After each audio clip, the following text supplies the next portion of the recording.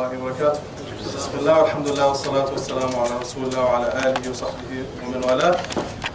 One of the favors of Allah subhanahu wa ta'ala listed in the Quran is our ability to work during the day and to sleep at night. And sometimes, like in some cases in the month of Ramadan, our sleeping schedule is totally messed up. And كتير من الناس بتحول لبومة. So you basically turn into an owl in the month of Ramadan. You wake up all night, you try to sleep during the day, and if you have to go to work or take the kids to school, it's a big problem.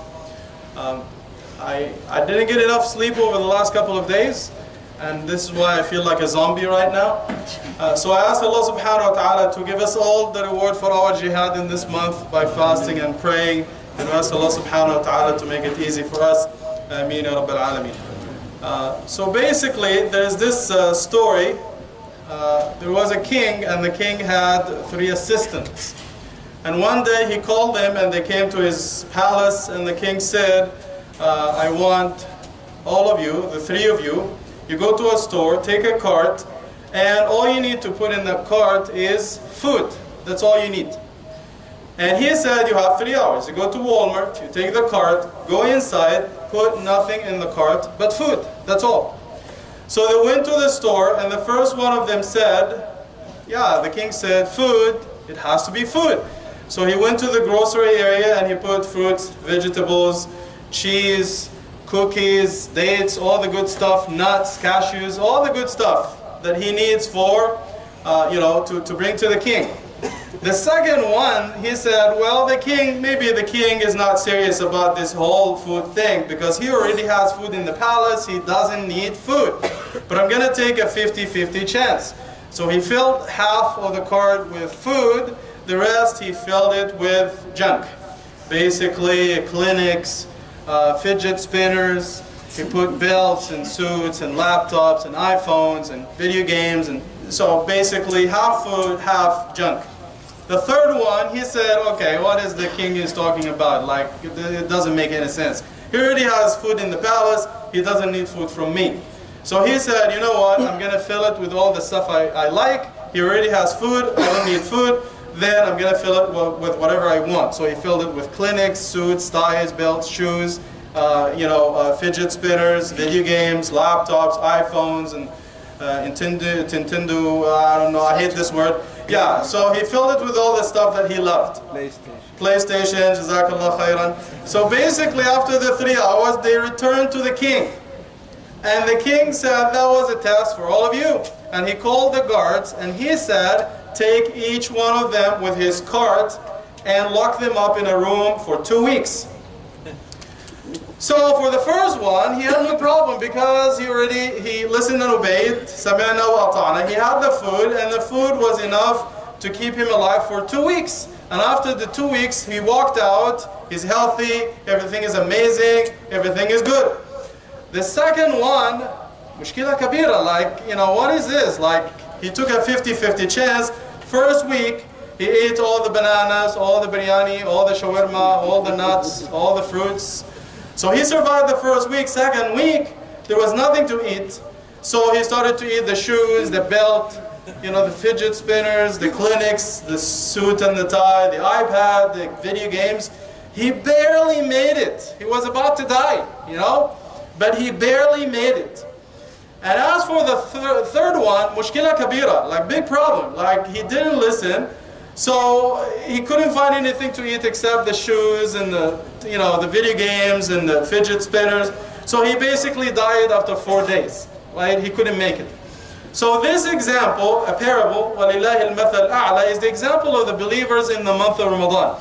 Allah subhanahu wa ta'ala says, مَا تَقَرَّبَ إِلَيَّ عَبْدِي بِأَحَبَّ مِمَّا افْتَرَضْتُهُ عَلَيْهِ. That my servant, you, cannot get closer to Allah subhanahu wa ta'ala except with that which He has made fard on you, like salah, fasting, and so on, zakah, and so on and so forth.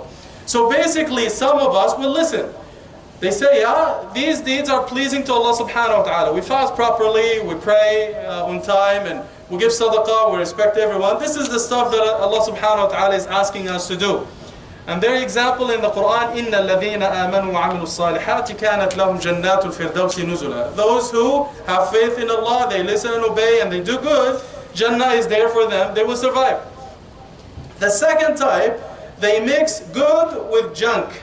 So they listen to Allah 50% of the time, they listen to their nafs, their desires 50% of the time. And their example in the Quran, وَآخَرُونَ اعترفوا بذنوبهم خلطوا عملا صالحا وآخر سيئا عسى الله أن يتوب عليهم. As Allah subhanahu wa ta'ala says in Surah Tawbah, their example is that of someone who mixed good deeds with junk, with evil deeds. Hopefully that Allah will forgive them and they will barely survive at the end. And the third type, those who have nothing except for junk, they just follow their desires 100% of the time, they never listen, they never obey. And their example is الذين ضل سعيهم في الحياة الدنيا وهم يحسبون أنهم يحسنون صنعا. They think they're doing what is best, but their deeds are misguided, they will not get anything at the end. So we ask Allah subhanahu wa ta'ala to make us among the first group who listen and obey, and we ask Allah subhanahu wa ta'ala to give us sincerity in everything we say and do, and to give us ikhlas in dunya, and to give us jannatul firdaus in akhirah. So on the way home, inshallah, think about yourself. Which of the three servants are you? The first one, second one, third one. And if you are the first, alhamdulillah. If you are the second, you try to do better. If you are the third, be careful. And half of the month is gone. وَمَا بَقَى خَيْرٌ مِمَّا مَضَى. So what is left in the month is better than the 2 weeks that are past. So we still have the last 10 nights, and we still have Laylatul Qadr. You still can make up. If you fall in the second group, third group, you still have a chance to make up, inshallah ta'ala. So the question for last night, if someone throws up intentionally in the month of Ramadan, does this invalidate the fasting? And the answer is yes. لقول النبي صلى الله عليه وسلم في الترمذي والنسائي من ذرعه القيء فلا قضاء عليه ومن تقيأ عمدا فعليه القضاء. The Prophet ﷺ says, if someone throws up intentionally, they have to make up the day. If someone throws up unintentionally, then they don't need to do anything. Their fasting is acceptable. And as I said, some people do it, they eat everything they want, but they don't want to exercise or they don't have time. So after they eat, they throw up intentionally so they don't gain weight. Some people do it this way. It's a medical condition basically. So the winner for tonight is brother Omar Muhammad. Omar Muhammad, is that you? Mabruk. Congratulations. Ahsan Takbir. Give some to your dad, please. The question for tonight, if a sister is pregnant in the month of Ramadan, she cannot fast, and the doctor said, you cannot fast, right? So she has to listen to the doctor. The doctor is the mufti in this case. So she couldn't fast in the month of Ramadan, she broke the fast. What should she do after the month of Ramadan? Does she have to make up the days? Can she give food?